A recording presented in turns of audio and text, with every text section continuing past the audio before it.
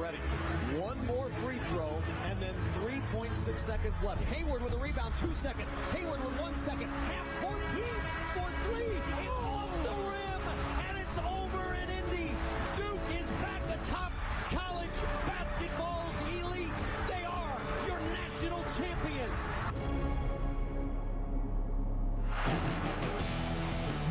Well, every college basketball fan is going to remember that national championship game forever, and these two same programs meet again today here at the IZOD Center in East Rutherford. The #1 and undefeated Duke Blue Devils take on the Butler Bulldogs here this afternoon.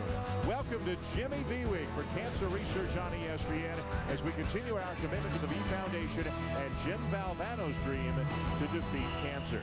It is Butler and #1 Duke here in New Jersey. Duke always comes up to New York and New Jersey to play a big game. They got so many fans in this part of the country. Dan Schulman and Jay Billis with you. I know last year you thought these two teams were very similar, and that played out of the national championship game, but a lot of differences in them now this year. Yeah, they're much different teams, and they want to take advantage of the advantage they feel like they have. Duke feels like it's bigger, a little bit more athletic, so they want to get up and down the court, and they want to dominate inside and dominate the backboards. And Brad Stevens of Butler is talking to his team about their advantage. They know they're smaller. They're embracing the fact that they're smaller, and he wants them to get low and use their leverage and take advantage of what they think is an advantage. Let's focus now as we look at the Star Watch on a guy who wasn't even a part of one of these programs during the national championship game last year, but Kyrie Irving's been one of the best players in the country so far. Well, Kyrie Irving is proving to be a special point guard. He can score, he can dish the ball, he plays at different speeds, and you cannot speed him up. And Ronald Norad of Butler is one of the best individual on-ball defenders in the country. He may be the best. I think he is the heart and soul of this Butler team. They need him and need him to play well on Irving in order to win this game. As you can see, just back from a concussion, missed almost 3 full games after that injury. And Doris, numbers don't tell the story of how valuable Norad is to the Bulldogs. Well, that's exactly right. Because he's not a gifted scorer, it is very hard to quantify this guy's impact with his defensive abilities. It's probably harder to quantify, Dan, exactly what his presence means to his Butler teammates. But it was so important that in the last game out against Loyola, though he would not play a minute because of those concussive symptoms, Brad Stevens thought it important enough that he dress and go through warm-ups because his mere presence changes the countenance and confidence level of the guys around him. I can't wait to watch him check Kyrie Irving, guys. Going to be a great matchup of the point guard spot today as we now bring you tonight's starting lineups brought to you by CarQuest Auto Parts. And yes, Norad is back at the point. Shelvin back, preseason Horizon League Player of the Year. Zach Hahn, a 3-guard lineup for the Bulldogs. Matt Howard and a big Andrew Smith, 6'11", 240 in the middle. For Duke, Irving starts at the point, fresh off the 31-point game against Michigan State. Nolan Smith, Kyle Singler, Ryan Kelly, and Mason Plumlee, who has taken his game to another level now in his sophomore season. So as you well know, this is a rematch of the national championship game between Duke and Butler from last April. It's the 11th time in the last 20 years that two teams who have met in the national championship game have played the next year. And the champs lead 7-3. We'll see if that trend holds up. Certainly Duke is off to a great start this year. They are #1. They are 7-0, and they have been terrorizing people for the most part. They have had some close games against Marquette, against Michigan State. As you saw our officials today, Brian Kersey, Les Jones, Brian Dorsey, and we are underway here in East Rutherford, New Jersey. Duke in home white, and it's fitting because just about everybody in this building seems to be a Blue Devils fan. Butler starting out man-to-man. You can see it's more of a containment man-to-man defense, and Zach Hahn, much smaller, is guarding Kyle Singler. A 6'3 guard checking a 6'8 forward. Plumlee bulls his way in, a little strong off the rim. And here come the Bulldogs. How about how physical on those blockouts that Butler was right out of the gate. This Butler team looks like choir boys. They defend like a motorcycle gang. And what they were really known for in their run through the through the NCAA tournament was their defense, holding everybody under 60 points except for Duke, who scored 61. A good start for Matt Howard as he knocks down the corner 3. Duke likes to spread out teams and put guys in the corner to stretch your defense, but that time it was Butler that stretched. Andrew Smith comes up with the loose ball.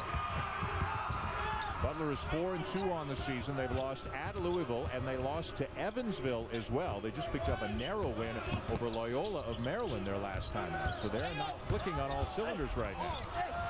Howard the miss, Duke ball.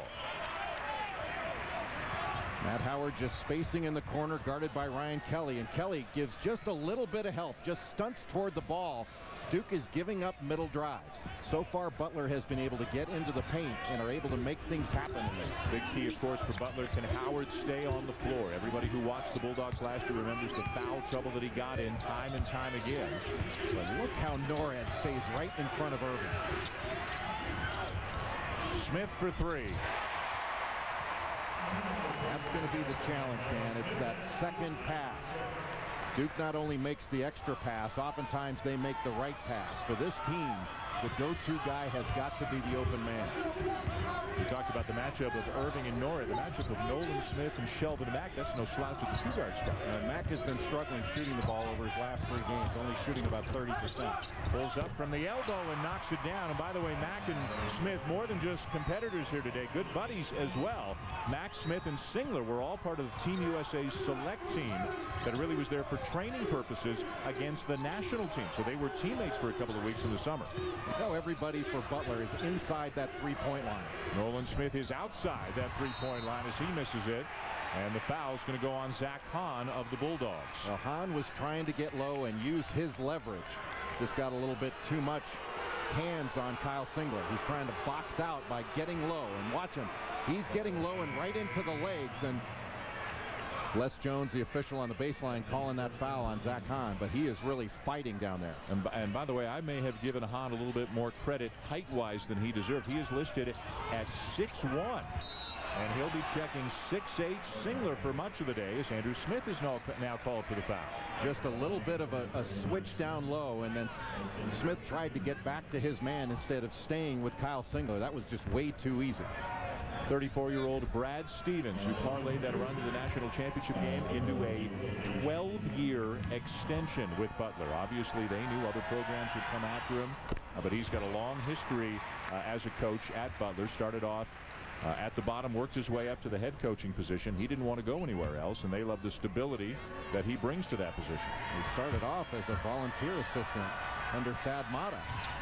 And because somebody had moved on because of an off-court issue, he had gotten a job as a waiter at Applebee's to try to make some money. He was just going through training, and Thad Matta informed him, you're going to be the director of basketball operations. So he could have been employee of the month at Applebee's. Instead, he's national coach of the year.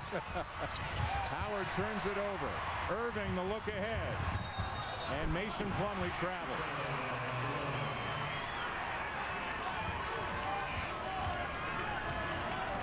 Well, both these coaches looking at very different teams this year from last year. Gordon Hayward drafted 9th overall by the Utah Jazz. So he's now in the NBA. Also Willie Beasley, another starter. Avery Jukes gone. John Shire, Brian Zubek, Lance Thomas gone from Duke's team last year as Smith lays it into the left hand. With all the size that Duke has, Smith is a very important player. Great hustle, great save by Howard, and here come the Bulldogs. Butler's just out fighting Duke. Hahn will shoot it from anywhere, anytime. Unlimited range for number 3 in black. Great split of the double. And Shelvin Mack's off to a terrific start today, Jay. Well, he has done a great job of coming off those ball screens. Duke is just defending those ball screens with 2 guys. All 5 guys have to defend ball screens. Kelly, stolen again. Duke with 3 straight turnovers. Hahn wide open. And the offensive rebound out of bounds off Mack, back to Duke. Butler has been tougher. They've been quicker to the ball.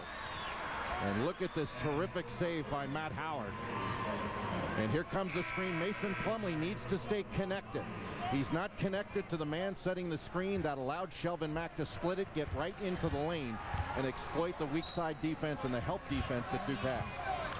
Let's check in now with Doris. Well, Jay, the first priority for Duke defensively against Shelvin Mack is handling him in the ball screens. They want to trap those and get it out of his hands. We'll see how effective they are at it. And that's a great point, and that's why they have to have all 5 guys defending the ball screen instead of just 2. That means everybody's got to have their eyes on it. But if you're going to trap, they call it red. They use a color system to call out their traps. If they're going to red those, they've got to make sure they stay connected. You stay shoulder to shoulder. You can't let the ball handler split those traps.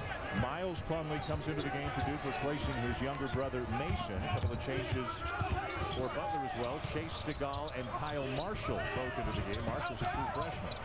Stigall the kick out to North. Plenty of time.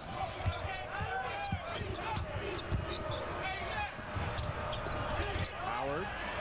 Desperation heave and the foul on Ronald Norred. Didn't like the call. Neither did the small gathering of Butler fans here today. But the Bulldogs are up 4 early. ESPN's exclusive presentation of college basketball is brought to you by CarQuest Auto Parts. Great people, great products, great prices.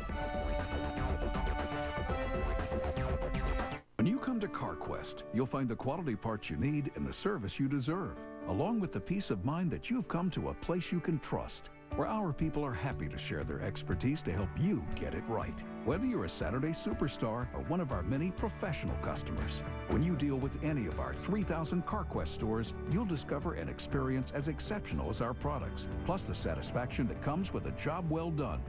Great products, great prices, and something more at CarQuest Auto Parts. Anything you can do, they can do bigger. Overkill is underrated. AT, go bigger with the extended cut. Any questions?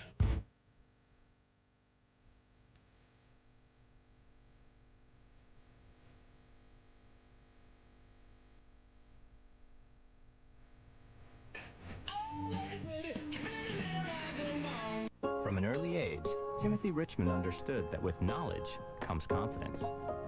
In junior high, while abroad, he explained how jellyfish stings can be neutralized with vinegar in perfect Italian. As an adult, Timothy's knowledge of storm cells and tornadoes saved the Newbury Prep cheerleading squad. But when it came time to buy a new car, he was just as nervous as the rest of us. So Timothy got his knowledge at Cars.com, regained his confidence, and got the perfect car at the perfect price. The Dr. Pepper Big 12 Championship game, Oklahoma, Nebraska, tonight on ABC. If you laugh, you think, and you cry, that's a full day. That's a heck of a day. For more information or to make a donation, log on to jimmyv.org or call 1-800-4JIMMY-V. Also, Tuesday night right here on ESPN, it's the Jimmy V Classic presented by Corona Extra. What a fantastic doubleheader at the Garden in New York, Memphis and Kansas, Michigan State and Syracuse. Both games also available online at ESPN3.com and on your phone. Jay, you saw Kansas in a very interesting game, a win over Arizona. What's your take on the Jayhawks? I think Kansas by the end of the season can be as good as anybody. They've got very good guards. Their big guys are exceptional. Marcus Morris, Markeith Morris, Thomas Robinson, they are outstanding. That ball needs to go inside. Miles Plumlee needs to make a strong move. Jump hook. Missed it. Look how tough defensively this Butler team is. Everything packed in, and there's nowhere to go. You got to spread it out. Duke is getting sucked in, and they're not driving the ball hard. They are not going to the basket. And Miles Plumlee kind of bailed out and took a jump hook instead of getting to the rim. Fifth turnover committed by Duke. Ronald Norred has gone to the bench. Sean Van Zandt takes his place, a senior from Tampa. So it's Van Zandt, Mack, Stigall in the backcourt. Howard and Marshall up front for Butler right now. Andre Dawkins is into the game. Number 20, the sophomore. He's really taken his game, Jay, to another level here this season. Good steal there. Plumlee comes up with it. Irving has really fast hands. Excellent help by Matt Howard on that screen. Irving driving right into the chest of Howard, who draws the charge. And Duke came ready to play for this game. Butler came ready for a fist fight. Matt Howard moving his feet. I'm not sure, honestly, he got there, but because this defense has been so active, he was able to get that call. What can happen a lot of times when you have a packed-in defense, the offense kind of gets sucked into the level of defense. You can't do that. Marshall can't get the bounce, but he will go to the line. Well, Matt Howard 2 years ago was the Horizon League Player of the Year. Last year, his teammate Gordon Hayward won that honor. We talked about it a little bit earlier. Howard fouled out, Jay, of 9 games last season. None of them in the NCAA tournament, but he was in foul trouble so much only played 19 minutes in the championship game against Duke. You know, I don't think Matt Howard needs to change the way he plays. He's still going to contest every shot, go after every ball. That's fine. He can still do that and remain on the floor. What he's got to do is stop the reaching fouls, kind of the little fouls that he's had, because every foul counts the same, and you can't pick up anything cheap. And I think that's what he's eliminated this year. He's not been in as much foul trouble. I think he's played much smarter. He's also lost a little weight, says he's a little quicker, so he can get to the spot a little bit earlier. And with a little triangle and two there. Singler with the offensive rebound. Had a 30-point game up in Portland last week against his brother EJ and the Ducks, and there's a great floater by Nolan Smith. Year after year, somebody else overshadows him. He's always the second or third guy you talk about on this Duke team, but what a player he is. Well, he just knows how to play, and he's added that little floater, that runner. He's got a very good mid-range game. What a move. That's a young man, number 23, Kyle Marshall, that the Butler program is extremely excited about. A freshman from Davie, Florida, and he's just a different kind of athlete than Butler is normally used to getting. Although, as you all know, they've got a terrific freshman class coming in next year. They do, and here's a terrific move by Marshall, but this is the kind of foul that Matt Howard needs to avoid. Going after the offensive rebound, just those kind of over-the-back fouls are the kind of cheap ones that he's got to avoid. Singler misses the three.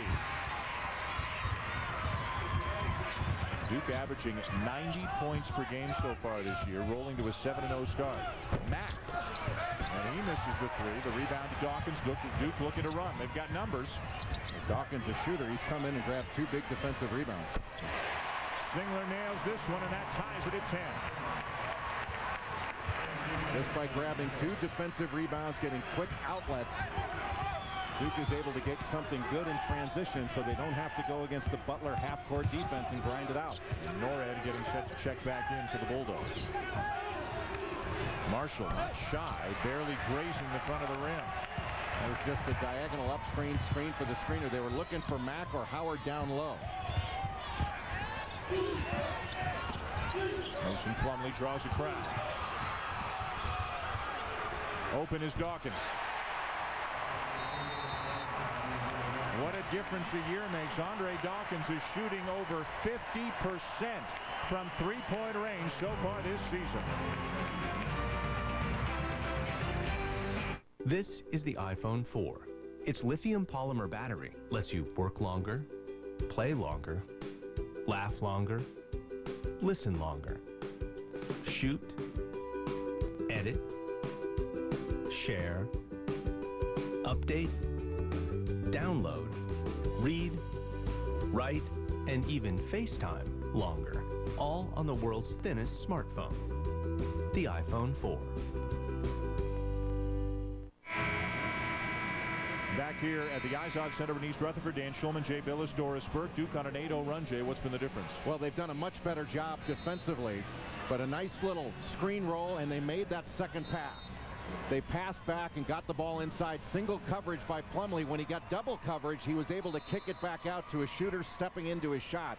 And there has not been a better shooter in the country thus far this year than Andre Dawkins, shooting over 54% from three-point range. Let's bring in Doris again. Jay, this is the lineup that Butler was most concerned about. When Singler goes to the four spot, and they spread from every position except Plumlee. That's because you can't help off. If you help off, all of a sudden you're leaving wide open shooters out on the perimeter, and they can really spread you, Doris. Hahn tried to look away the defender, misses the runner. Another shooter's into the game now for Duke. Seth Curry, number 30, the transfer from Liberty, and the younger brother, of course, of Stephen Curry. Kyle Singler just picked up his second foul of the game. You know, Kyle is probably saying, hey, I didn't push, but the problem is you have two hands on somebody. They're going to call that every time, whether it's two hands on a ball handler or two hands in the back of a rebounder. So how about this look now for Duke? Four guards in a Mason Plumlee. You've got Irving, Dawkins, Smith, Curry, and one big guy for the Duke Blue Devils. Well, they're going to try to spread the floor and put the ball on the floor and drive. Play more drive and kick basketball. Eric Fromm, a 6'9" freshman out of Bloomington, Indiana, into the game for Butler. He's got the size advantage right now, being defended by Dawkins. Duke right now, with their size, can switch everything out on the perimeter. They'll help and recover with screens involving Mason Plumlee.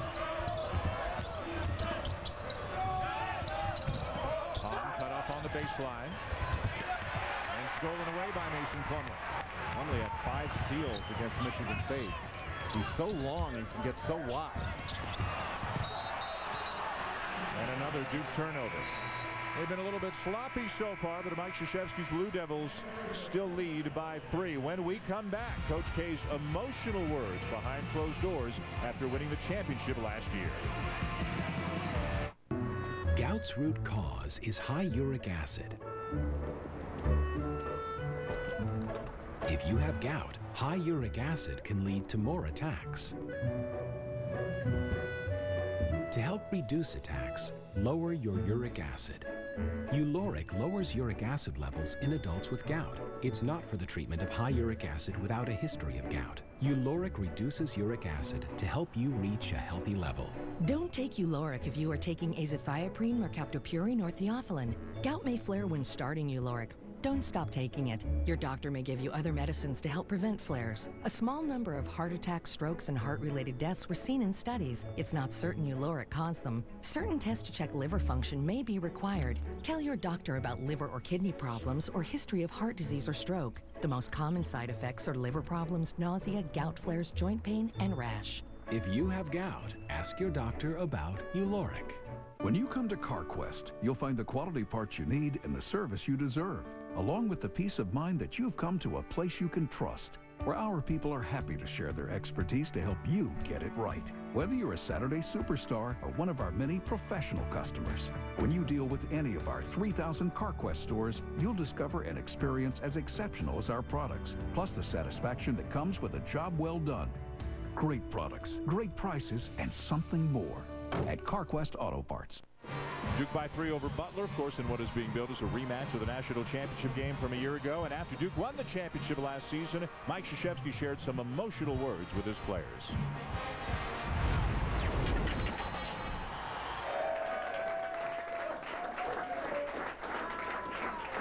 You were a good team, and you're a really good team. And you're a really good team with great character. Just because I never wanted you to quit chasing this. You can appreciate this a little bit now, but you will be national champions forever. And that may be the 4th time that Mike Krzyzewski has given that kind of a speech, but obviously the first time that that particular group of players heard it, and what a game it was. 7 ties, 15 lead changes. Kyle Singler named the most outstanding player of the Final Four. Jay, you have been to so many Final Fours. You have worked at so many big college basketball games. Where does that game rank in terms of, the memories you've had watching basketball? Well, it's right up there. What a terrific move by Smith down low. The nice little up and under move, and got Mason Plumlee flying off his feet. That was a great move. I mean, it ranks right up there. It was just such a compelling story. Butler being right there in Indianapolis, it was just a Hoosier story. Mason Plumlee. Irving. Offensive foul. The second charge that a Butler player has taken today. Butler's defense has been spectacular. Now watch when the ball does a terrific job of moving his feet. He maintains that guarding position that he established. And he sold it as well. When he got hit in the chest, sold it. And that's what you have to do when you're a good defender. And Shelvin Mack is a much improved and very good defender. So, Jay, Kyle Singler's on the bench with 2 fouls. Kyrie Irving is on the bench with 2 fouls. Butler's only down a point midway through the first half. Butler's got the tempo it wants. This has been a half-court game. When they played against Louisville, the Cardinals able to speed up Butler. Duke has not been able to do it. Howard, nice move, misses the shot, gets back the rebound, puts up a prayer, and fouls as a result.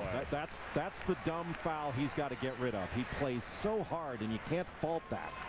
But that's the kind of thing he has got to eliminate from his game, because now he's got to go sit.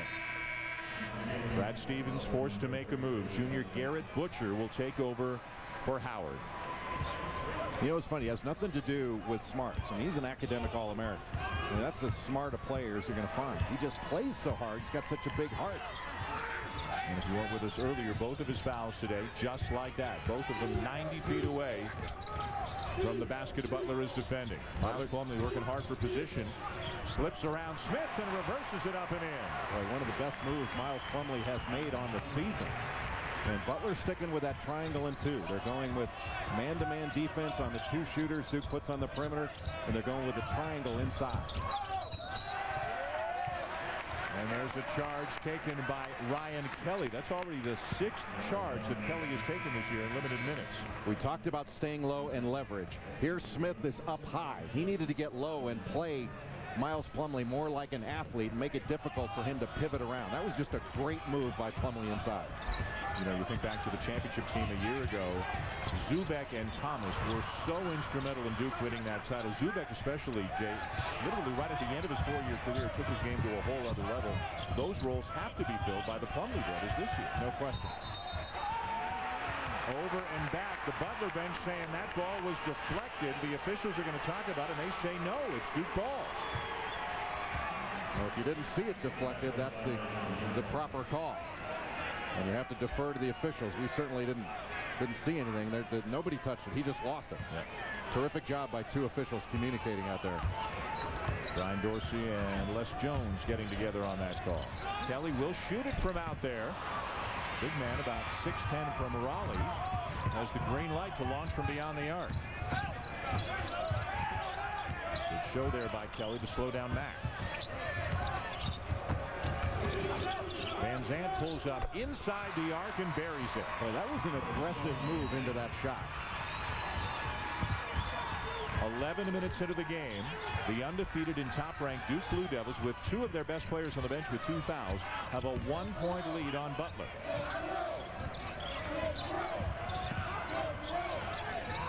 Butler doing a nice job of communicating. Another good move. Plumlee, wow. Aggressive today. Great rebound by Dawkins. Smith the miss. Rebound Van Zandt. Well, the best time to shoot a 3 is after an offensive rebound. You're not going to get a better look than Duke just got there. Mack. Butcher wide open, in and out. But how easy was it for Mack to get into the lane?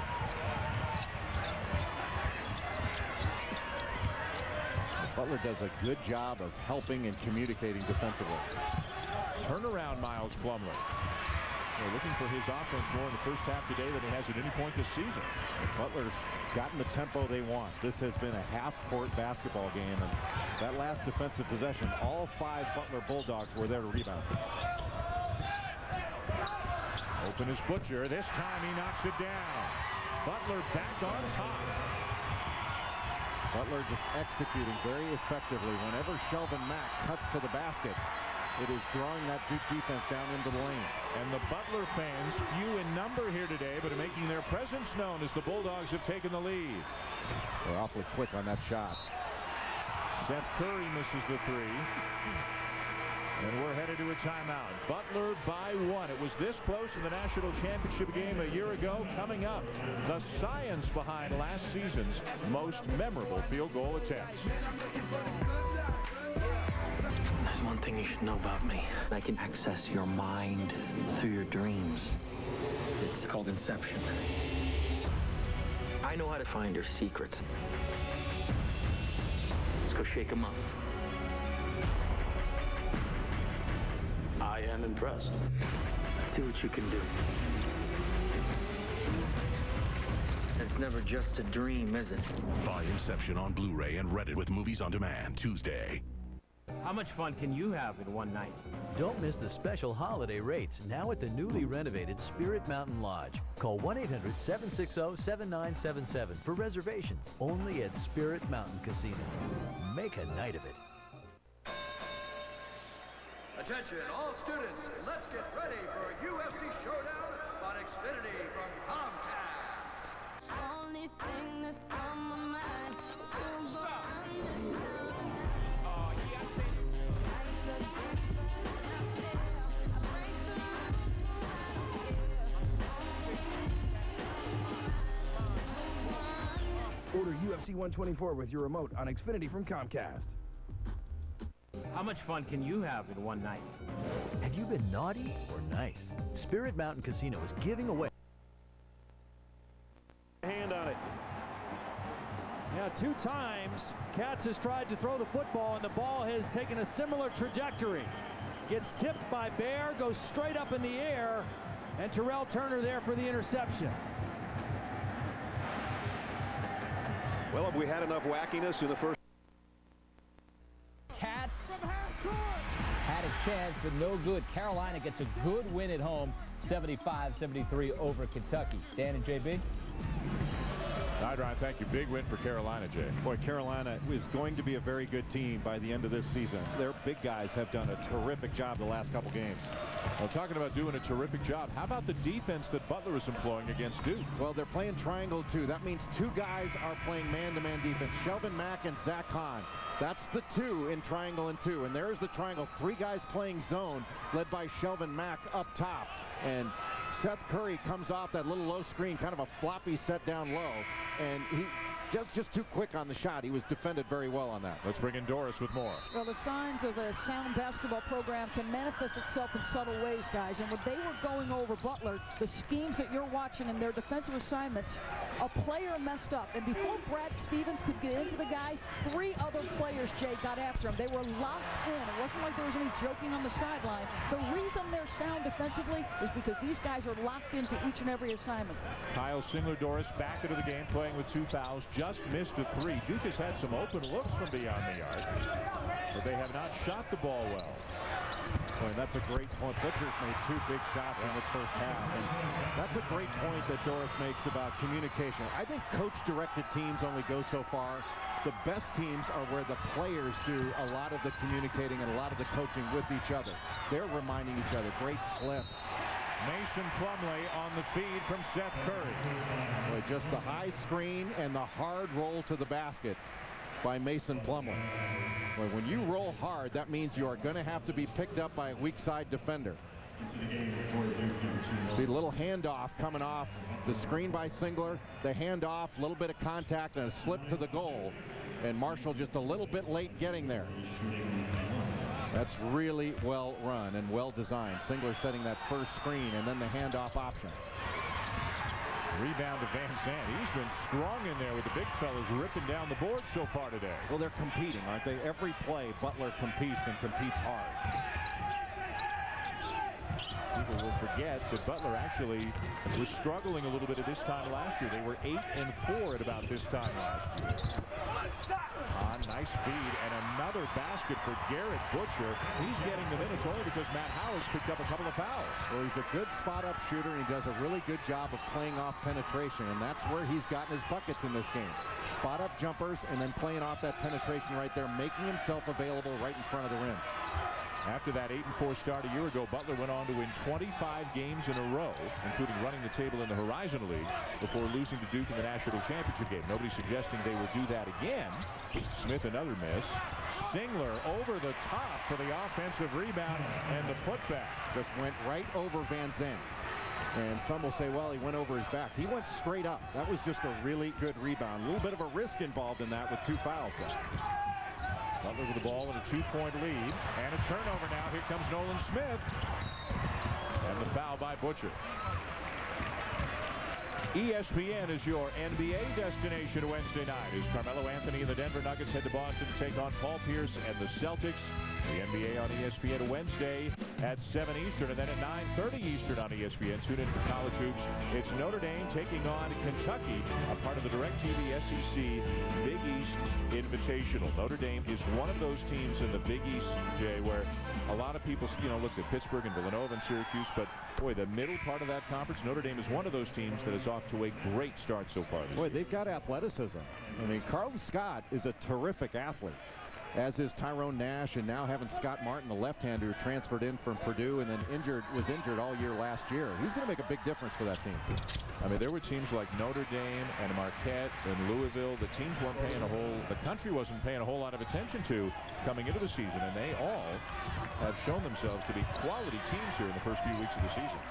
Duke has not been able to speed up this Butler team. Louisville was able to do it in that first game in the new Yum Center there in Louisville, but Duke has not been able to. Butcher.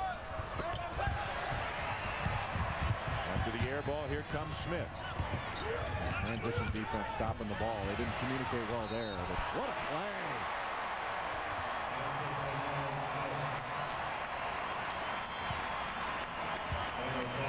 That's one of those individual plays. Turn the corner, but you can't teach a kid to do that. That's a big-time play by Nolan Smith. Gets bumped, able to get to the other side of the rim, and majoring in English. 9 points for Nolan Smith already on the afternoon. Duke has probably 6 guys that can get you 20 points on a given night, 20 or more. They've already had 4 guys do it thus far in the season. Irving, Smith, Singler, Mason Plumlee at 25 against Marquette, but I think if Seth Curry can do it, so can Andre Dawkins. And they've got 3 players, Singler, Irving, and Smith, all averaging at least 16 points per game. Kind of a new big 3, just Irving instead of Shire. Brad Stevens says they've arguably got the best players at their positions at those 3 spots in the country. Nice fake. Hahn. He is their designated shooter, but he's really only gotten a couple of looks, and both times he's kind of had to put the ball on the floor and move his feet, not just catch and shoot. They've got to get something for Shelvin Mack to get him going. Got Dawkins in the air. Fade away from the corner. Tough shot. That kid is a pro. He had as good a summer as any player in the country. I thought he and Kemba Walker did as good a job as anybody this summer. Their work and their development over the course of the summer. And Mack really did a great job defensively. But boy, is he tired. He's been chasing Andre Dawkins around. And Emerson a little bit too. Looks like he was flexing his left shoulder or left arm. Nice fade. Singler. And with 4 minutes to go in the first half, Butler can take the lead again. Butler needs to run a little clock here. They look tired, and they can rest a little bit on offense. They certainly don't want to do it on defense. Mack trapped deep in the corner.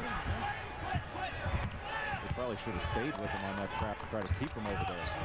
Nice move. Goes around Singler, and a reach-in foul on Nolan Smith to take us to a timeout. Shelvin Mack getting it done on the baseline. Jay Butler only down by 1. Well, Shelvin Mack is big, he is strong, and he is very, very skilled. That is an outstanding shot under very good pressure by Andre Dawkins defensively.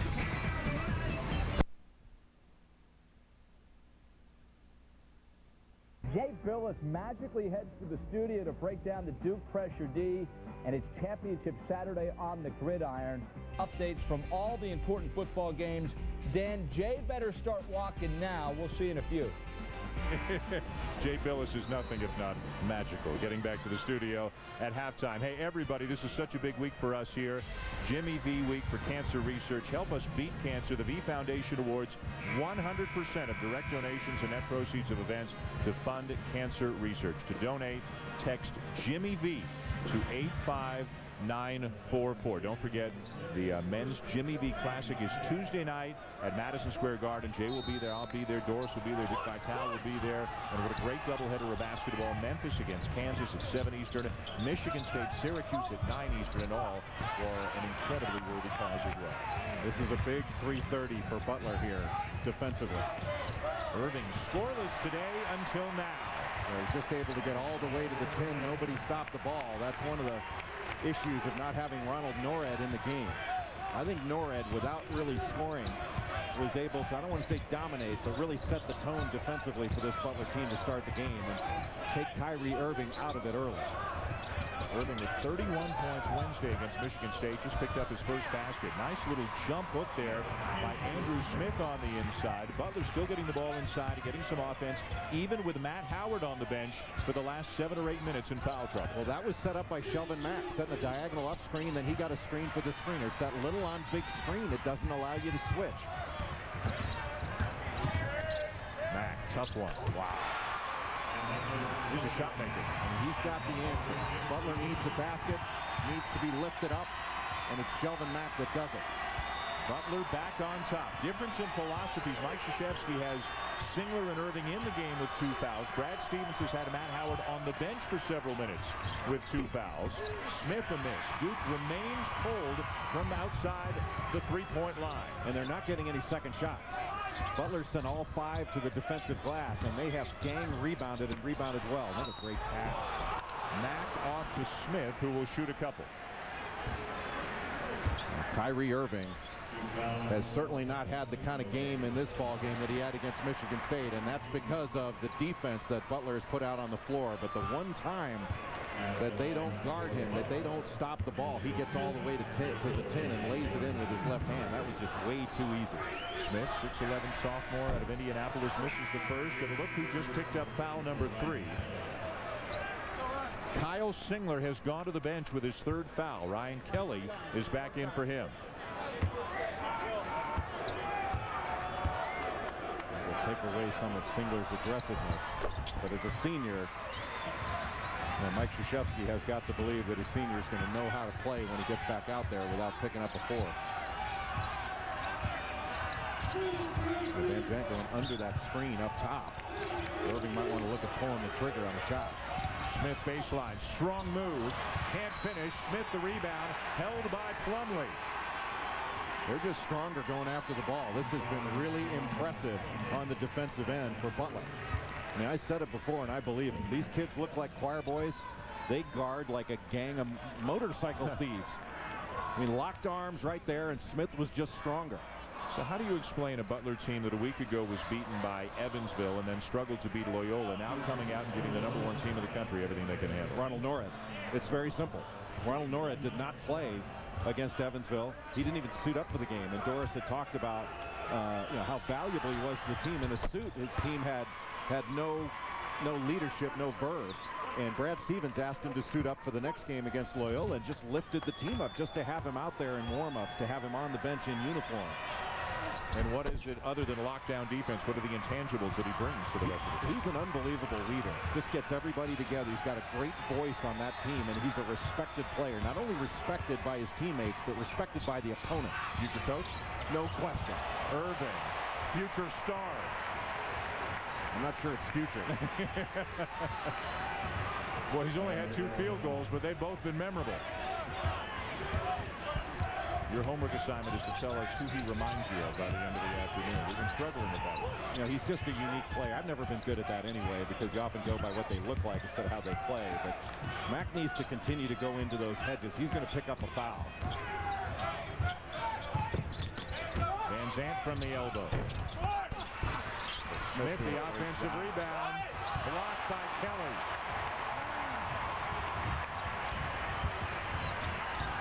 Irving turns it over. 4th turnover committed by the freshman here today. I wonder if Butler will look for a 2-for-1, or they'll just run some 2. That's a foul, and it's been there. We just talked about that. If he goes into that hedge, he's going to pick up a foul. That was a smart move by Mac. Ryan Kelly, 6'11" with those long arms. Got to give some credit for Plumlee for being there as well. Look at that split. He just finds gaps, a little fake, and froze the defender. Can finish with either hand around the rim. Now Irving sits down. He's got 2 fouls, remember. So with 46 seconds to go in the half, he goes to the bench. Curry back in for Duke. And there's his dad, Dredrick, who is a terrific scorer, big-time player at Boston University and played professionally in Australia as well. And looking on watching with a ton of pride, obviously, is Kyrie. One of the great freshmen in college basketball this year, and some people are already saying, hey, forget freshmen, one of the top players in the country so far this year. This has been the same tempo as the national championship game. So Butler has won the battle of tempo. Duke has not been able to speed them up. Good fake, Kelly. Nicely done. Well, just that little pass fake froze the defender. And you don't get that much time against Butler to shoot in a game of horse. That was outstanding by Ryan Kelly. Shot clock turned off. Butler will try to hold for the final shot. No matter what happens here in the last 20 seconds, the Bulldogs have to be happy with the way things have gone so far. Gotta get it to Matt. Let him play. Nice. Here's a good look for Hahn. The best look he's had so far today, and the lefty buries it. The clock's running, so they need to put some more time back on that clock. Boy, they executed it beautifully in that last possession, didn't they? Well, we talked a little bit earlier about the sports science, the science of the national championship shot taken by Gordon Hayward. Here's John Brankus, the host of Sports Science, to fill us in. Hayward's 54-degree launch angle was good, but his release velocity of 28 miles an hour was just barely too strong. only half a mile an hour less, and the ball rebounds, hits the middle of the inside of the rim, and has a chance. But Hayward's real problem was the x-axis, his aim. If he releases the ball with the same launch angle at only half a mile an hour slower, and the ball hits just 3 inches to the left on the backboard, Butler wins. I told you it was the x-axis. Well, Dan, that's the problem. When you don't have any timeouts left at the end of a game, you can't calculate the x-axis and the launch angle. You could order golf clubs like with the... Well, you know what? Gordon Hayward, first of all, is a great player and is a great young man as well, and had a phenomenal season. And unfortunately now, whenever people mention Gordon Hayward, they mention a missed half-court shot. But I know he's watching. The Jazz aren't playing today. As Nolan Smith goes coast to coast for a slam at the end of the half. Well, that was way too easy, but all in all, it was a great first 20 minutes for the Butler Bulldogs. Butler and Duke are tied at 33. Doris Burke is with Butler coach Brad Stevens. Well, accepting that last play, Duke is an explosive offensive team, but you've done a good job defensively. What's working? Well, I do think we've dodged a few bullets, but I do, we've tried to sink a little bit off the appropriate guys, and we've been fortunate that they've missed some shots, and our guys have done a pretty good job. We can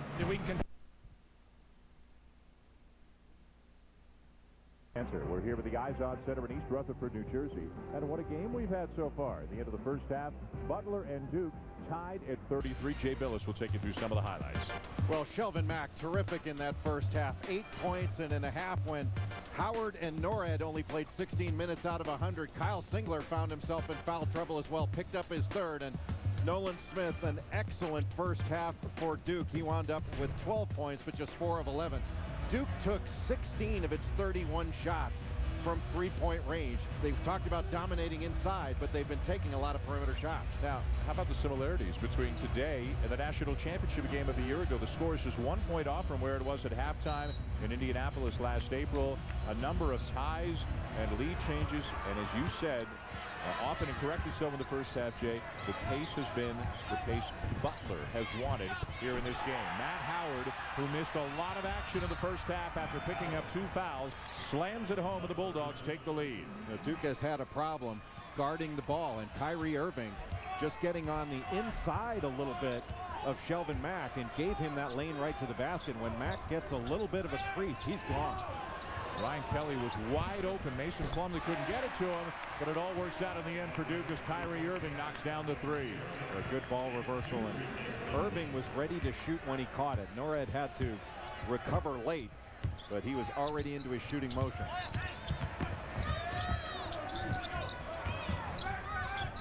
Off the leg of Mack. It was deflected, says Brian Kersey.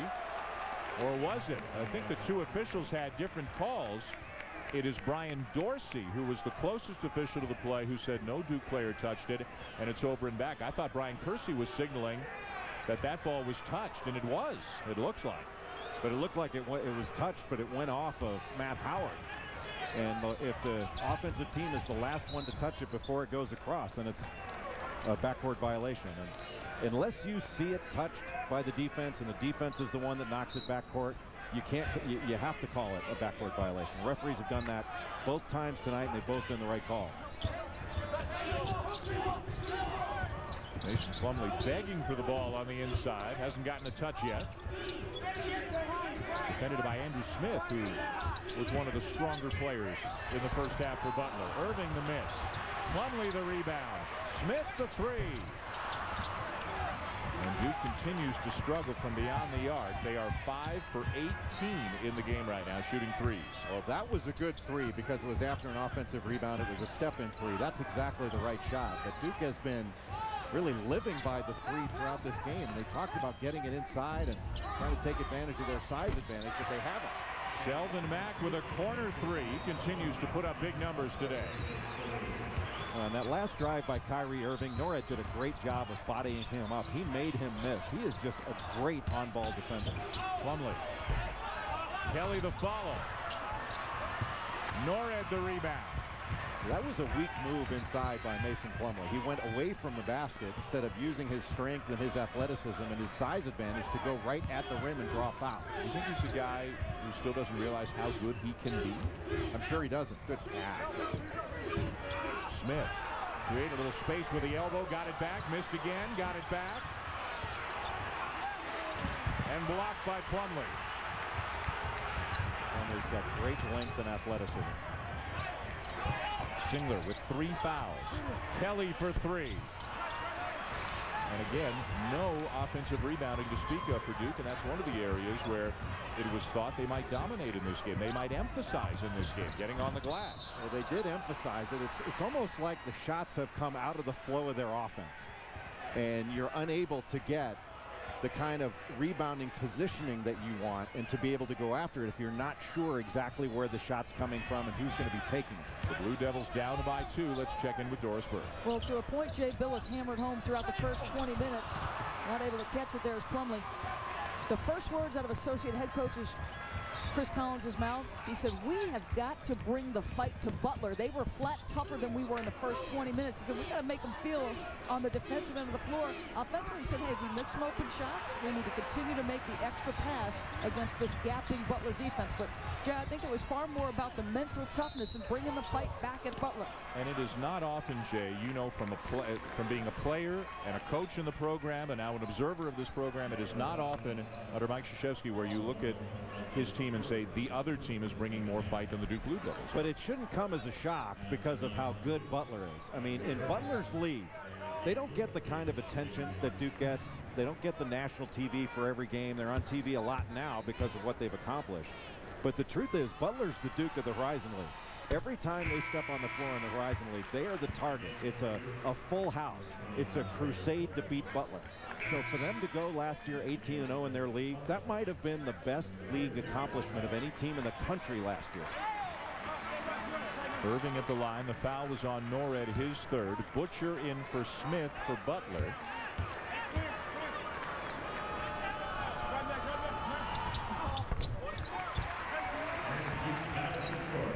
Dad Dredrick looking on again as his son knocks down the free throws that tie the game. Irving didn't have any points until about 2 minutes were left in the first half. Suddenly he's got 9. Butcher did a terrific job in that first half, and Howard's open. And Howard gets it. Nice move.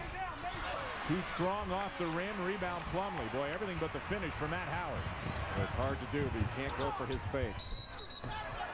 A block is the call on Zach Hahn. Brad Stevens can't believe it. He was there. I mean, he was there waiting.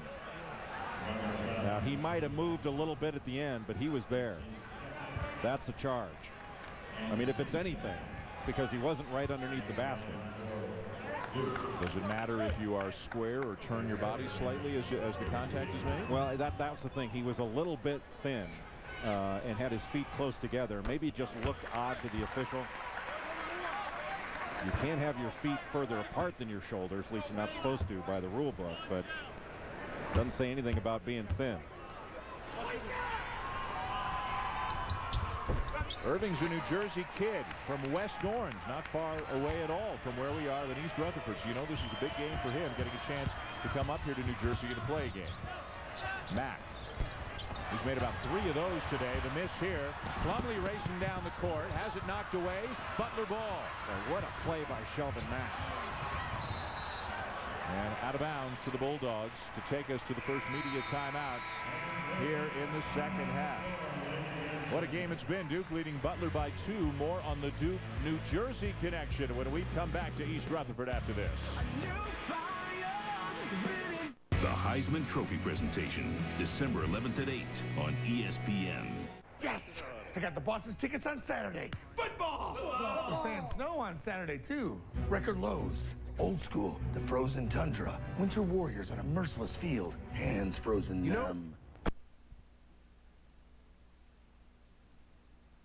High School, just about 15 miles away from the IZOD Center where we're playing this game right now. Irving was the star at St. Patrick's in Elizabeth, New Jersey, averaging better than 24 points and 6 assists per game. And he's not the only, Jay, notable guard to come out of the state of New Jersey and go on to star at Duke. Boy, how about this list? You can be a first-team All-American and the third best player on this list. Bobby Hurley, All-American, the all-time assist leader. Jay Williams, one of the most dynamic guards I've ever seen in the Atlantic Coast Conference and in college basketball. And the budding star Kyrie Irving, who has shown some amazing potential. They just execute so well. Right out of the out-of-bounds, or right out of the timeout. Back to Howard to tie the game, but Duke goes right back on top. Second field goal of the afternoon for Mason Plumlee. Well, that's attacking, and both teams have been attacking. But it's a Butler-style tempo in this ballgame. We're up in New Jersey because Duke likes to play at least one game every year, either in New York or New Jersey, as Howard draws the foul. There are so many Duke alumni up in this part of the country, and they always do a number of events surrounding this kind of a game. But Duke's had a great run of success in this building under Mike Krzyzewski. And granted, very little of this has to do anything with the current players, but under Mike Krzyzewski, Jay, Duke is 18-1 in this building, including 10-0 in the NCAA tournament. Yeah, it's been an amazing stretch just in this particular building, but what this game and games like it do for teams like Duke and Butler when they play them, it really simulates an NCAA tournament kind of regional final atmosphere and gets them ready to play a team that they would play in a regional final game and gets them used to it. So they feel like at least they've been there before and had that kind of experience. The neutral site, the big arena, you know, the NBA-style arena. It's a great thing for both programs to play this kind of game. With Jay Billis, Doris Burke, I'm Dan Schulman. Duke and Butler in a rematch of the national championship game are tied at 42 here early in the second half. As Kyrie Irving misses the three. It's been a back-and-forth game, numerous ties and lead changes. Some foul trouble for both teams in the first half. Neither team has led by more than 5 points at any point. Great backdoor cut and the reverse layup for Chase DeGaulle. Anytime that they dribble at you, you're worried sometimes about a handoff. You're worried about replace action and backfill action. You've also got to worry about that backdoor cut, and that was a great corner backdoor. Duke is 7-0, ranked number 1 in the country. Butler is 4-2. And they have already lost at Louisville and against Evansville. Delvin Mack was turning the corner, and when he does, he just gets you to look at the ball just that little bit, and Andre Dawkins got caught, but one of the problems was there was no help side defense in the middle of the lane to be able to knock that pass away. Great execution by Butler. Smith trying to bull his way in on the baseline, and a foul going against Butler on the floor. It's Matt Howard, his third. He played only 8 minutes in the first half because of foul trouble. They got 5.5 minutes out of him here before they have to take him out again.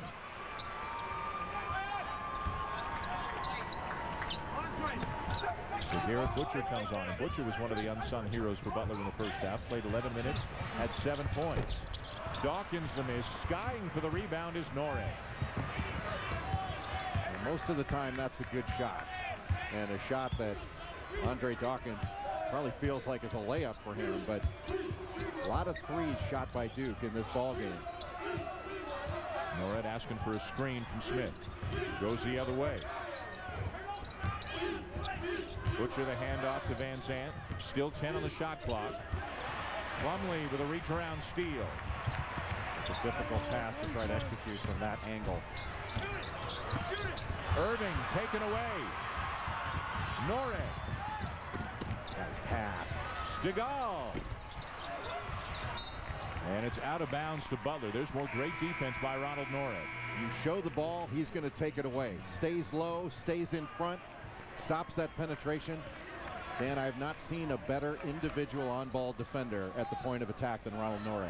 I mean, he is invaluable for this team. If there's one indispensable player for Butler, I think he is it. Again, he's missed the last 2 games and most of a third because of a concussion that he suffered a week and a half ago. Just returning to action here today. Van Zandt, nice pass. Smith And instead of going up strong, tried to reverse it underneath the basket. He just needs to get stronger. He's doing almost everything right, but he's not been finishing. I think he needs to get that low base a little bit stronger to where he can explode up and take a little bit of contact. He's been getting bumped down low, and that's been knocking him off a little bit in his shot. Single bullet pass to Miles Plumlee. Irving the extra pass to the open man Smith, who is fouled on the three-point attempt. Ronald Norred is all over this floor. Look at him underneath the basket. Gets out, contests that shot, then contests this one. And just a little bit of a touch on Nolan Smith. Still counts as a foul. Get 3 free throws out of it, but you got to give him a lot of credit for hustling. And Jay, the 4th foul, we are told, on Ronald Norred with 13 minutes left, and you just said he's the most indispensable player they've got. Well, it certainly hurts with 13 minutes left to go in regulation to have your best defender and the guy who keys everything. He only played, what, 8 minutes in that first half. He and Howard played 8 minutes each, and still Butler was able to hang with Duke possession by possession. And it's one of those moments you mark down the score and the time. Well, the best defender Butler has goes to the bench. Shelvin Mack has come in to take Norred's place. Nolan Smith makes all 3 free throws. And you wonder how long does Brad Stevens go before he brings back 2 of his best players, Norred and Howard. Norred with 4, Howard with 3. Duke up by 1.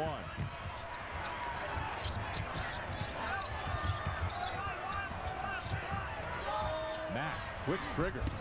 He's trying to say he got hit there.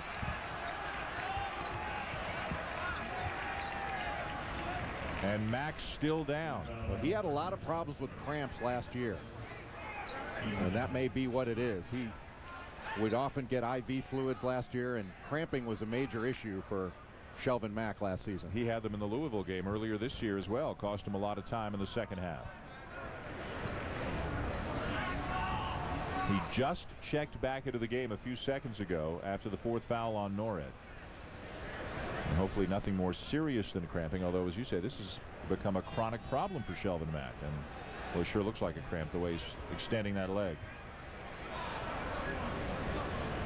Well, with all the foul trouble, as you said, to have Mack out of the ball game for even a couple of minutes would be a major development for Butler. The one thing that Brad Stevens does, I mean, he's obviously very concerned about Shelvin Mack. He knows that he's in great hands, but he's moving on to the next thing to try to get his team ready to play. He doesn't show any weakness at all. And that doesn't look like the face of a young man who's saying, you know, I'm hurt. It looks like the face of a guy who's saying, not again. Yeah.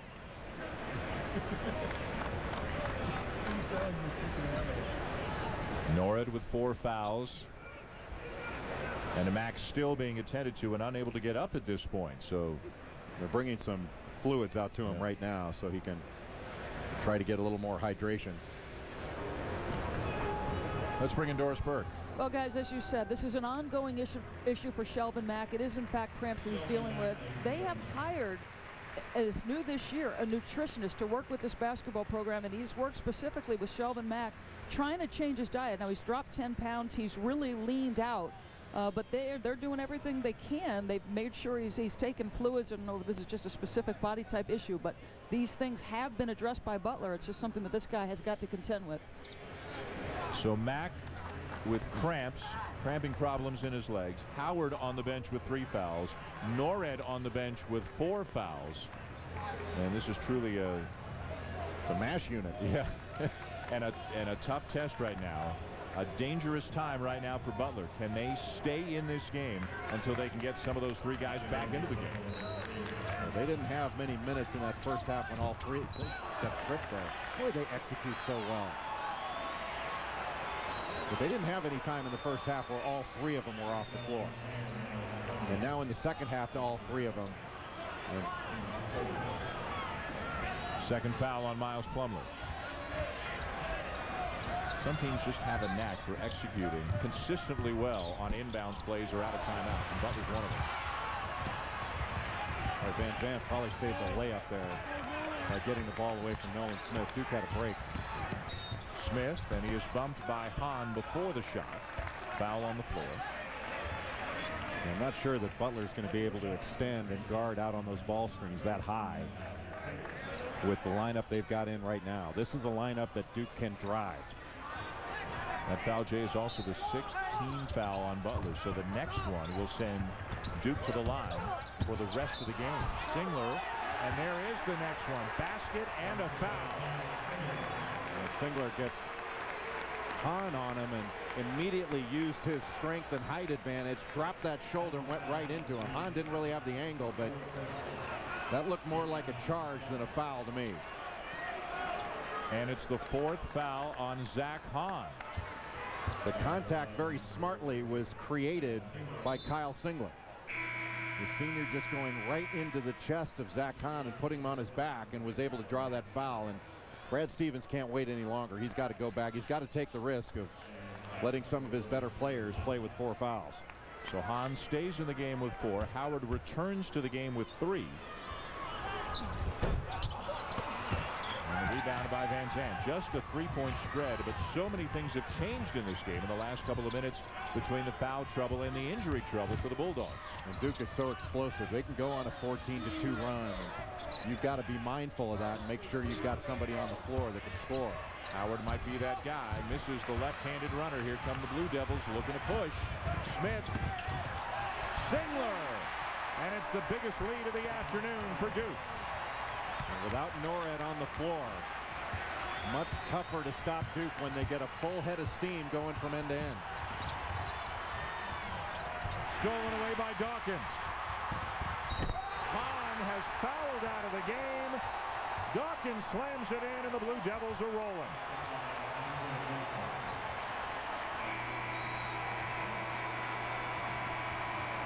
An explosive basketball team, the Duke Blue Devils, taking advantage of some foul trouble and putting their foot on the gas in New Jersey.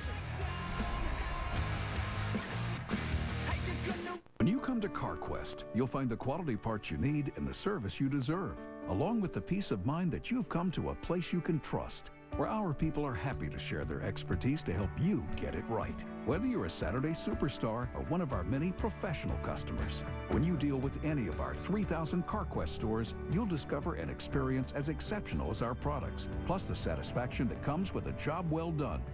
Great products, great prices, and something more at CarQuest Auto Parts.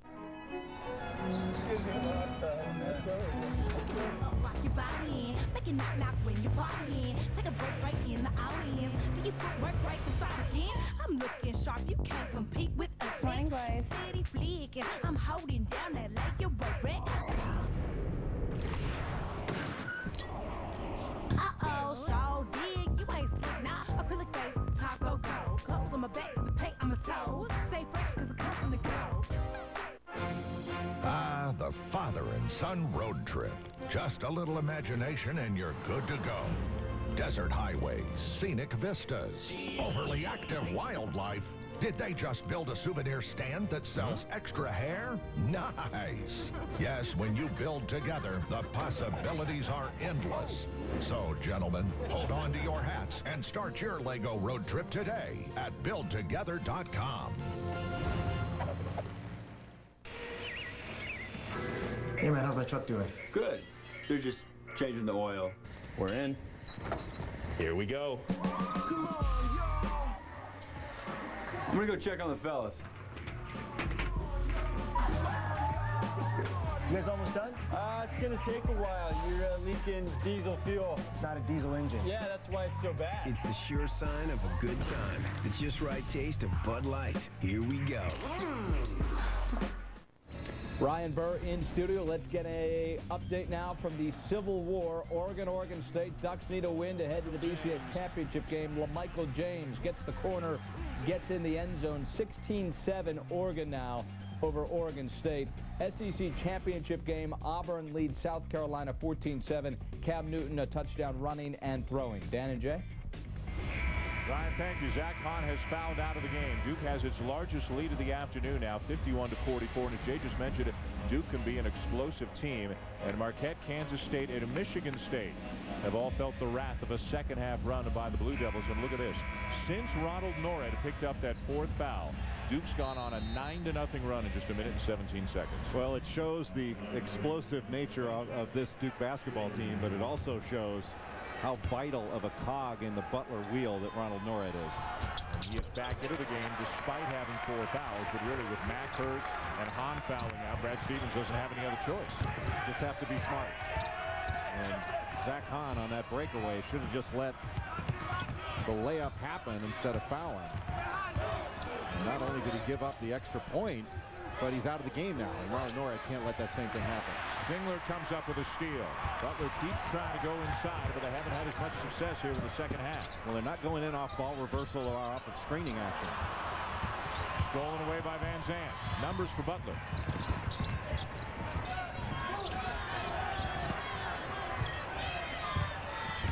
Smith. And a foul on Plumlee, and now Smith is shaken up. Well, Plumlee was in pretty good position there while Smith was trying to make that individual move. He just can't reach in at the end. You know, he's so much bigger and taller. When he makes this move, you get down low, keep your arms up, and he just leaves his feet there just for a second and then reaches in. Once he gets out of position, he wants to reach in there. If he just keeps his hands up, he can bother that shot. And Smith has not been finishing. Make him finish over the top instead of bailing him out with a foul. And now Smith has to leave the game. Garrett Butcher will come in. Now the Bulldogs, figuratively speaking, Jay, threw the first punch in this game. But Duke's thrown a few of their own here in the second half. Howard gathers, misses, gets it back, misses again. That was a much better job by Mason Plumlee. He forced the miss by just being big and making Matt Howard shoot over.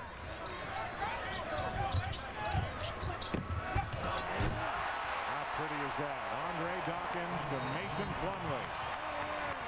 And a timeout by Butler. Just a wing ball screen. Had an open side on the right. And Mason Plumlee showing just how athletic he is. You talk about playing above the rim. That's what he did.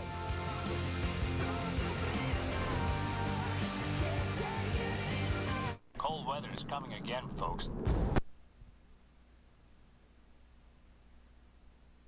Today, and I love that about him. I think his enthusiasm has spread through the entire V Foundation. I think that's the thing that carries our foundation forward.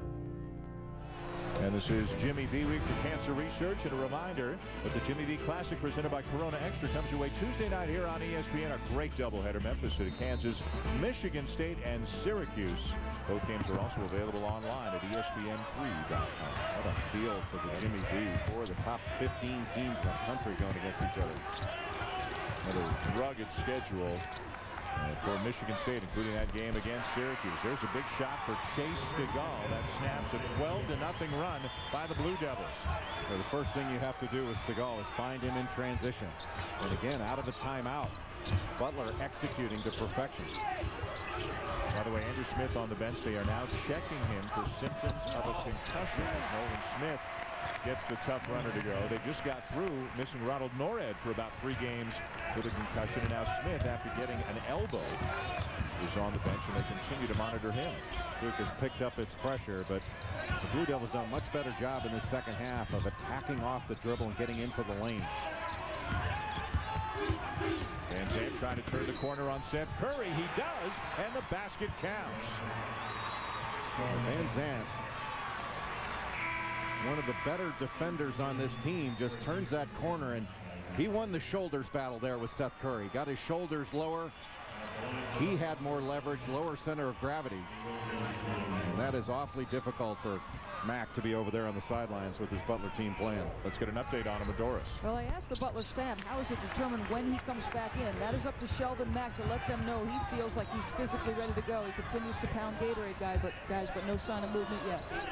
Meanwhile, Andrew Smith just got up and, along with somebody from the medical staff for Butler, went to the locker room. So 2 injured players right now for Butler, plus another one who's fouled out, and Zach Hahn. Van Zandt open. Got it. How about this team? The guts this team has. Kyle Singler trying to thread the needle on a backdoor pass taken right away. Irving inside, lobs it up for Plumlee, and a strong finish that time by Mason Plumlee. And again, about attacking the basket. Duke doing a much better job of attacking the basket. They left Matt Howard on an island to defend all by himself. Almost picked up a foul. Van Zandt having to work at the point right now. Norred playing off the ball a little bit. Mack continuing to stretch out his left leg on the bench, hoping to get back in. Fade away by Van Zandt. That one could have brought rain, and it drops right through the basket to make it a 4-point game. And when Shelvin Mack goes out, Van Zandt makes Shelvin Mack type shots. That's not something he has shown much of. Irving so good with the left hand. He's just got that great hesitation move. Irving didn't score until there were 3.5 minutes left in the first half. Now he's got 13 points in this game, but it's Sean Van Zandt who has stepped up to help keep Butler in the game. Well, Van Zandt is fast. He can attack in transition. He's not known as a great three-point shooter, but he's knocked down that three. Look at that little step back and then crossover move, spin, and fall away. I thought Shelvin Mack was on the bench. Apparently he switched jerseys wearing number 2. And if you're Kyrie Irving, you can't do anything more on defense. Van Zandt has scored the last 7 Butler points in this game, and when it looked like Duke might get away from them, Butler has crept back into it, down by 6. Van Zandt with 9 points off the bench. Only 2 starters in the game right now for Butler. Ronald Norred and Matt Howard. There's one of the starters continuing to work on Mack. Zach Hahn is fouled out, and Andrew Smith's gone to the locker room with a possible concussion. Now, this Butler team has had every reason to let this game get away. Every single one. They've had foul trouble. They've had guys injured. And Brad Stevens just picks somebody off that bench, and they go in and they fight. Stegall needs some help. They'll have to use a timeout. Good D by Dawkins. A 30-second timeout. Now some college football action coming your way. It's part of Dr. Pepper Championship Weekend. 3 BCS Bowl berths are on the line tonight at 7:45 Eastern on ESPN. Florida State takes on Virginia Tech with the Dr. Pepper ACC Championship at 8 Eastern on ESPN2. Connecticut looks to clinch the Big East title as they take on South Florida, and also at 8 Eastern on ABC, Oklahoma and Nebraska, the Dr. Pepper Big 12 Championship. Duke getting out and pressuring and forcing Stegall to pick the ball up 35 feet from the bucket. And that's one of the things when Duke is really pressuring the ball, they can push you further out on the floor. All of a sudden your passes are longer, your drives are longer. It is much more difficult to run something. Well, what a play by Norred. Somehow kept both himself and the ball in bounds. Really the key for Duke's defense is going to be ball pressure at the point of attack. They can then get out in passing lanes, try to take away some vision. And their defense has been much better. That's 2 hands on the ball handler there by Andre Dawkins. That's an automatic call every time. Timeout on the floor. Duke leading by 6. ESPN's exclusive presentation of college basketball is brought to you by American Pickers. Mike and Frank are back for all new episodes on history.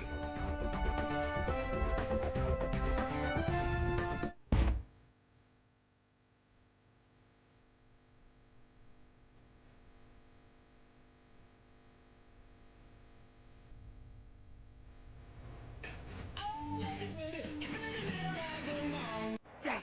I got the boss's tickets on Saturday. Football! We're saying snow on Saturday, too. Record lows.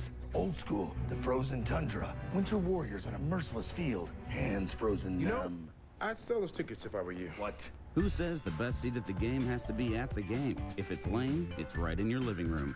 Now through December 6th, get an additional $50 off Lane reclining furniture. Yeah, we see you. Get the best seat at the game at lanecoupon.com. Beer and wine and cupcakes. I was doing the corporate grind like everyone else. But to be successful, I knew I had to be different. Ink, ink, ink, ink, ink. I mean, I love that card. It does things differently, too. Great customer service, going above and beyond to help me out as a small business. It's accepted in twice as many places around the world as American Express. And if I ever need to give my employees ink cards, they're free. Make your mark with ink. Chase what matters. Go to chase.com/ink.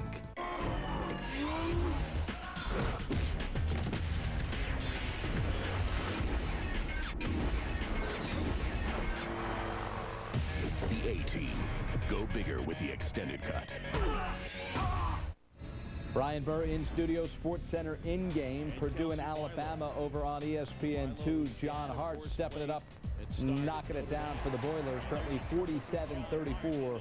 Purdue in control with 10 minutes to go. Just a reminder, coming up next, Dimitri McKinney, the battle in Seattle, Illinois, and Gonzaga about 23 minutes from now. Guys?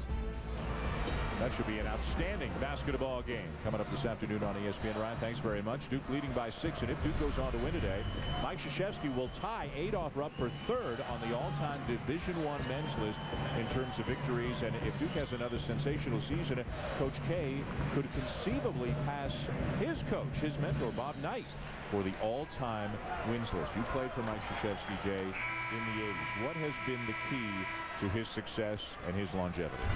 I think his ability to relate to players and to bring people together. As an X&O coach, he's very good. A lot of these guys are really good X&O coaches, but I think what separates him is his ability to manage people and get them to work together. That is a very rare skill at the highest level that he's had since I've known him. Is he the kind of guy who could, give you the pep talk and make you want to run through the wall for him? Was he one of those guys before a game? Yeah, I mean, he was a doctor of letters. Most of them grouped together by 4 when he was talking to me. Stegall open. The 3 rattles out. Howard with a rebound. Van Zandt. What a second half Sean Van Zandt's having. That was made possible by the offensive rebound and immediately looking out. Howard doesn't have an easy shot for the stick back and found Van Zandt for a step-in 3. Irving with the answer at the other end. What a talent. And Mike Krzyzewski imploring his team to play defense. Norred has not scored in this game, but still has been one of the most important players in this game. Misses the left-handed runner. Plumlee the rebound. He has numbers.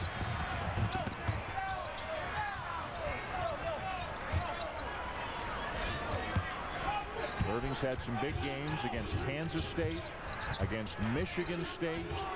He has answered the bell. The freshman in his 8th collegiate game. Another 3. Norred went under the screen. You go under that little ball screen. He did it in the first half, and Irving didn't pull the trigger. That time he did. Again, Irving did not have a point with 4 minutes left in the first half. Now he's got 19, 15 of them here in the second half. I think Kemba Walker has been the best player in the country thus far in the season. I think the best point guard has been Kyrie Irving. Van Zandt after a switch trying to get away from Plumlee. Marshall throws up a prayer and draws the foul.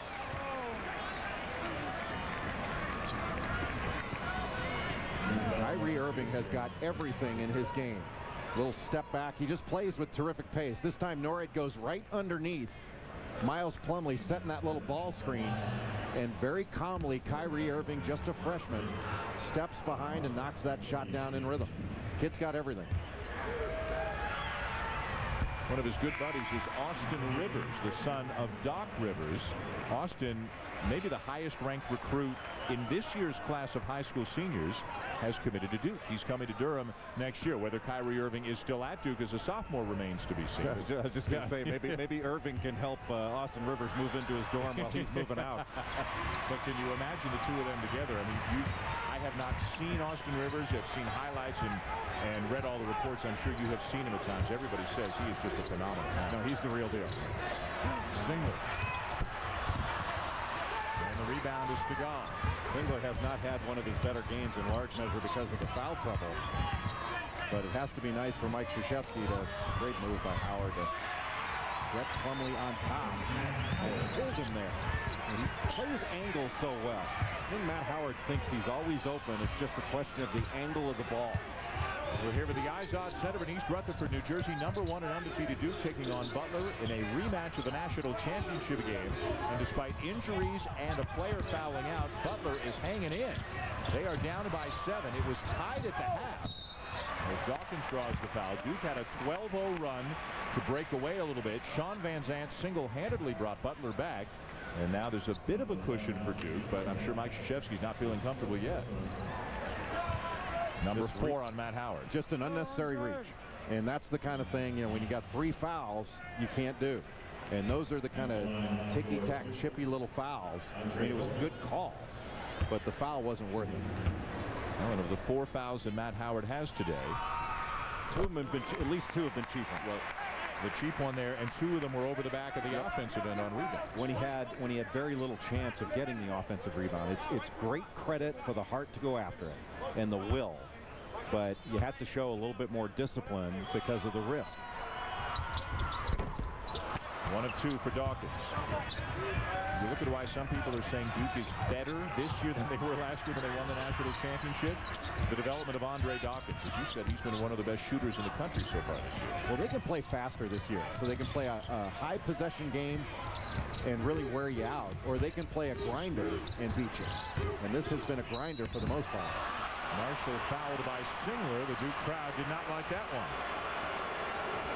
Number 4 on Kyle Singler. Looked like Singler was there, but it looked like it was a good job by Marshall to sell that call a little bit. Singler jumps in. Maybe moving just a little bit, but good job by Marshall to sell it too. I don't envy officials on the block charge call. It's the toughest call in the sport. And it is tough. I've always kind of felt if it's not obvious, it has to be a block. Like if you can't say definitively charge, then you have to say block. That's just my judgment on something I've never done, which is officiate a high-level game. I thought you never took a charge. Never did that either. Usually I took a charge because I was too slow to get out of the way. 1 of 2 for Marshall. Duke with the ball in a 7-point lead. 4.5 to go. And Butler not helping their cause at the free throw line at all. They're going to take their time. Getting into a box set. Kelly looking for Plumlee. Norad took that away. Shot clock at 6. And now Irving is shaken up. Kyrie Irving grimacing, reached down for, looked like the toes on his right foot. He may be cramping up a bit too. He's going to need some help getting off the court.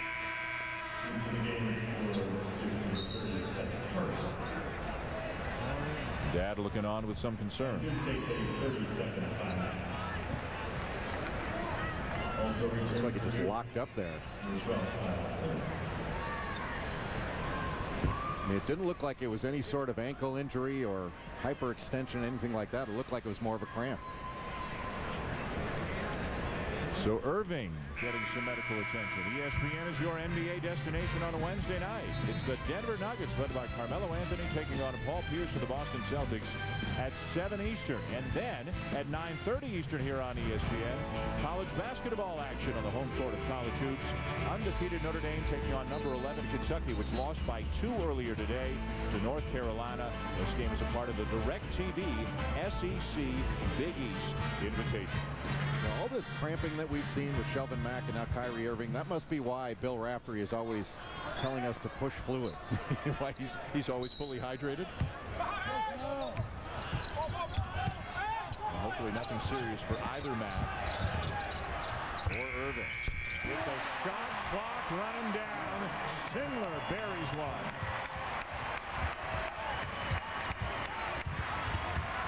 One of the most versatile players in the country. And I'm not sure you can see anybody play harder than he does. Howard, tough catch, gathers and finishes. Nice play, 7-point game. He just went right into the chest of Mason Plumlee and knocked him back a little bit to create that space.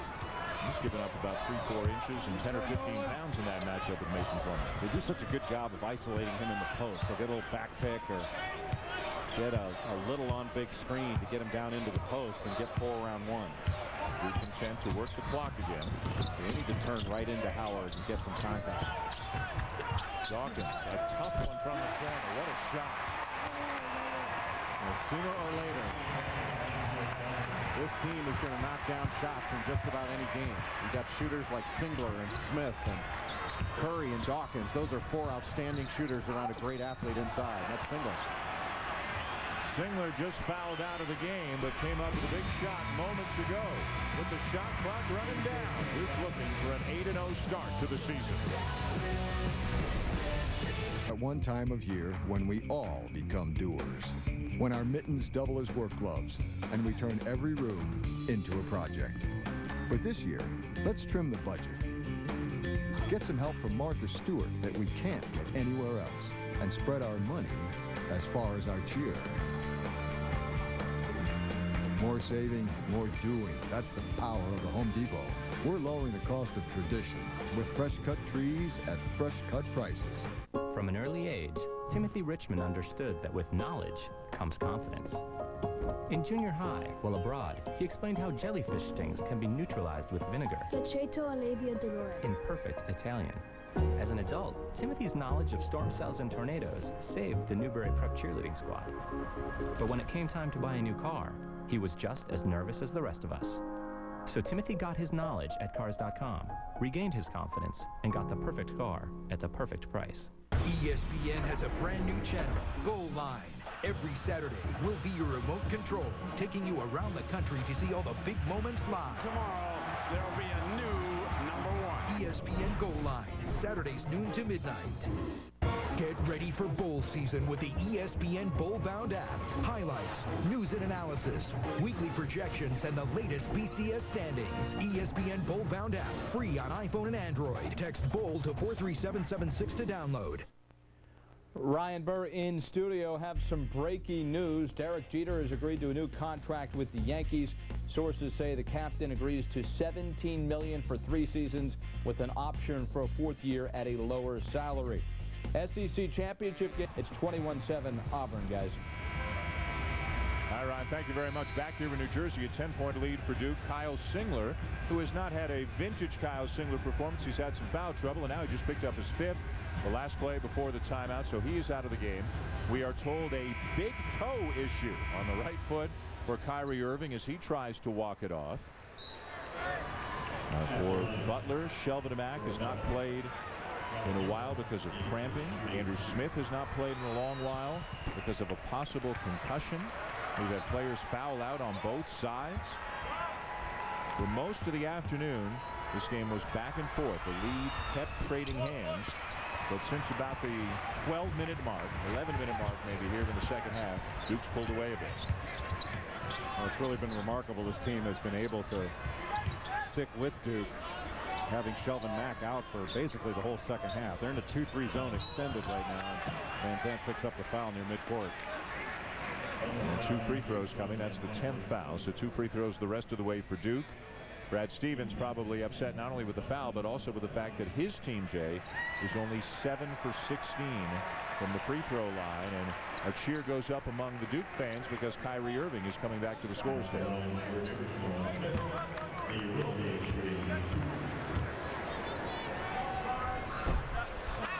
Sooner or later, you have to expect a team like Butler that held 5 of its 6 opponents in the NCAA tournament last year to under 60 points. You know, this year's team hadn't been able to do that quite as effectively. I mean, it's a different team. It's not quite as athletic at some spots as it was last year. So it's going to be a little bit of a different dynamic for this team. But throughout the course of the year, I think Butler is going to continue to get better. Now, they were 8-4 after 12 games last year. Nobody's talking about the Final Four at this point in the season last year for Butler. Seth Curry with a steal, and he calls a timeout. Well, we talked about how Duke earlier this year against Marquette, Kansas State, Michigan State, they had pulled away in the second half. Jay, they did the same thing here today. Well, they just have so many weapons. You know, Nolan Smith, Kyle Singler have proven to be All-America caliber players, and Andre Dawkins, an improved player that is a weapon off the bench, scoring in double figures. And Mason Plumlee has continued to get better. He is the leading rebounder, leading shot blocker. Gets steals at 5 steals against Michigan State. It's just a team with a ton of weapons, and that doesn't include Seth Curry, who, bringing off the bench, Seth Curry has been struggling from the field, but he's got the ability to knock shots down. You know, for Duke, this has been quite a run they've been on, playing in Kansas City, then playing Michigan State, then playing Butler here today. They go home to play Bradley Wednesday on ESPN2, then St. Louis. That's the game that makes Mike Krzyzewski. He's a little bit wary of that game with St. Louis. And then you can see eventually getting into the ACC schedule after the new year. Let's talk a little bit about the ACC. I asked you on the car ride on the way over today, where you did a great job not getting us lost here. By the way. This was absolutely phenomenal. The odds makers take a beating again. Who's the second best team in the ACC? Are there any challengers? You know, last year Maryland shared the title. Are there any challengers in the ACC to Duke this year? I think the short answer to that is no. There aren't any challengers to win the league. What I think you're going to see is that I think North Carolina is the second best team, and I think they're going to continue to improve. I think Roy Williams has got a team that's tougher this year than it was last year. It's got more talent. It's not quite as deep as perhaps he would like, having the Ware twins having transferred out to UCLA. But I think Duke is going to face everybody's best. They're going to have everybody's best foot forward when they play them. So they're going to get the best shots of opponents. And I think somebody's going to get them throughout the course of league play. I don't think the ACC is anywhere near as good as it's been in the past several years. Well, the Big East is very strong again. The Big Ten, I think the best is very strong. I think the best league is the Big Ten. Yeah. At the top, it is the best league. I think it's got 7 NCAA tournament teams potentially in that league. Michigan State, Ohio State, Purdue, Illinois, who we're going to see next against Gonzaga. That's the game right after us here today on ESPN. I know you've been very impressed with the Illini this year. They've been outstanding, and they're doing a much better job defensively. They've got weapons. They're getting more physical, and they've got one of the best point guards in the country in Dimitri McCamey. Matt Howard fouls out. And for Howard today, he'll play about 24 minutes in this game. Again, limited, as he was against Duke in the championship game last year, as he was through much of the NCAA tournament in the regular season last year by foul trouble. You know, we were talking, Dan, about the couple of those offensive rebounds he went after. And you might want to say, well, hey, he's going after the ball. Well, that's true. He was, and you give him a tremendous amount of credit for that. The heart and the will and determination to go after the ball. But if by not going after that one ball that picked him up that foul, he stays in the game and plays 8 extra minutes and gets 4 more rebounds because of that, tell me that's not a better result than going after that one particular ball. He's got to be able to make that assessment that, you know what, it's too risky for me to go after this particular ball. I'll get more rebounds if I let that one go. And as you say, he's a senior. He's an academic All-American. He's a bright kid. He's well coached. It's just something that has been plaguing him over the last year and a half. Well, that kid's got a fire stoked in him. And I think it's really hard as a coach to tell your player, hey, listen, dial it down a notch, son, because it's his nature to go after it. It's in his DNA. Oh! 1 of 2 for Curry. Into the game and out for Butler, number 20, Rashawn Hopkins, a freshman out of Indianapolis that Brad Stevens of the program had some very high hopes for. Into the final 2 minutes. Here with the IZOD Center in East Rutherford. Tough running layup by Van Zandt, who has really had a magnificent second half. Van Zandt has attacked. And Butler going to try to extend this game, make Duke prove it from the free throw line. Well, this is a building. It doesn't host the Nets and the Devils like they used to, or Seton Hall like it used to. But you're looking at a man right there. That's Danny Fishbane. He is the official scorer here for college basketball games in this building. There have been 522 college basketball games played in this building. Danny Fishbane has been the official scorer for every one of them. So he's, I guess, the Cal Ripken of New Jersey official scorers. He's seen a lot of good games in this building.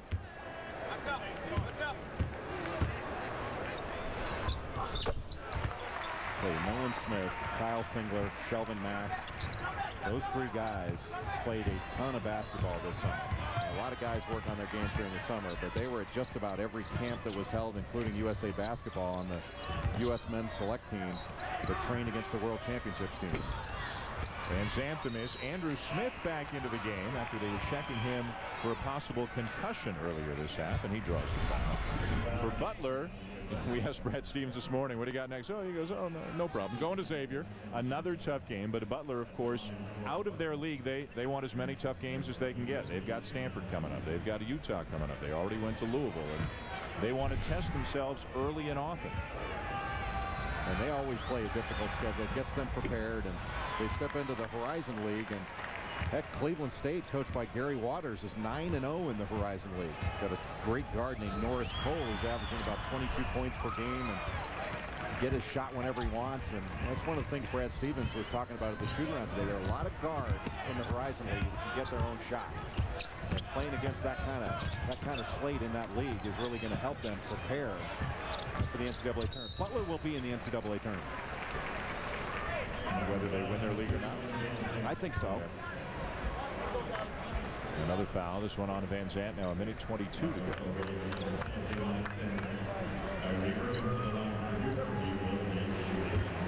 At the line to Kyrie Irving, who has put up another big day. It started slowly for him over about the first 15-16 minutes of the game.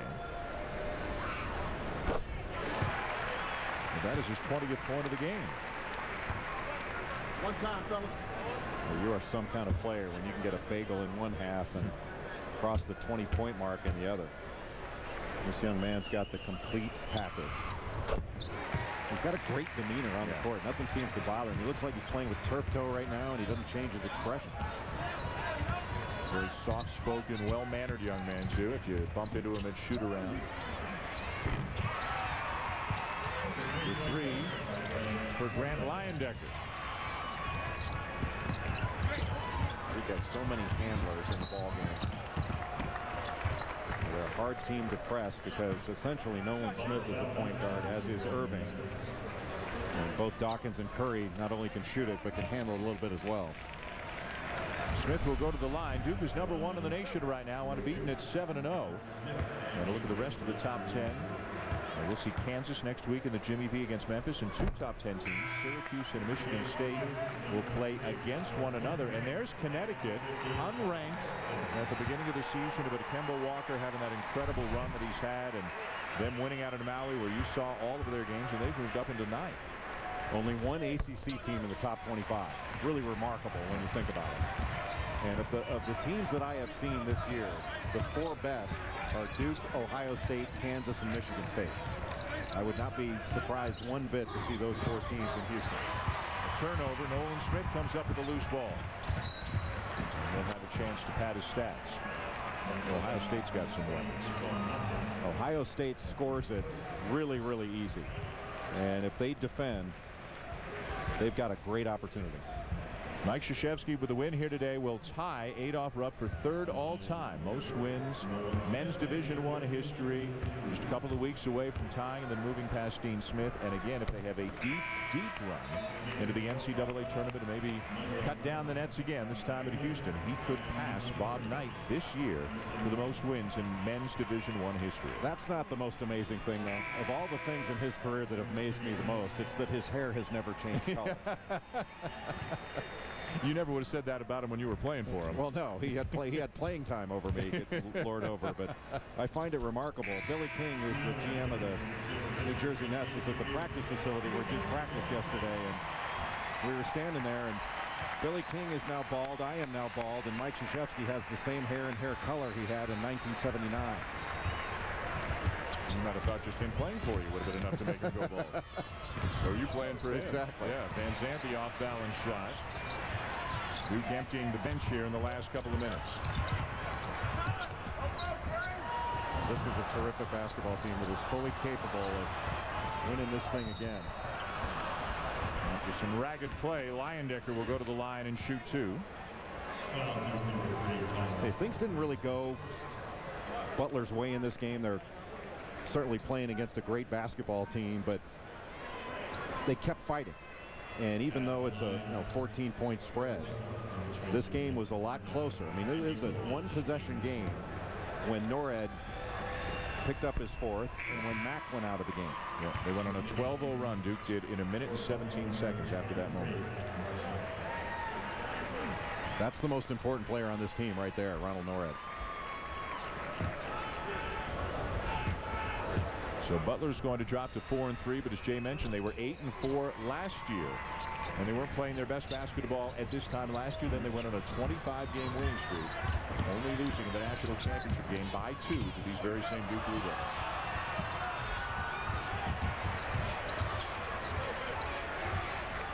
Shot clock turned off, final seconds ticking away. Duke's come up to New Jersey and picked up another win. They beat Butler 82-70, and the unbeaten Blue Devils go to 8-0 on the season.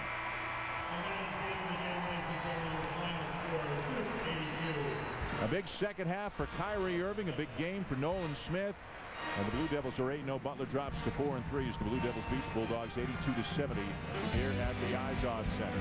Jay Billis, Doris Burke, and our crew, I'm Dan Shulman saying thanks for watching. This has been a presentation of ESPN, the worldwide leader in sports. Illinois, Gonzaga coming up. We send you to Terry Gannon and Stephen Barno in Seattle. Dan, thank you very much. And just underway here at Key Arena, the former home of the Sonics.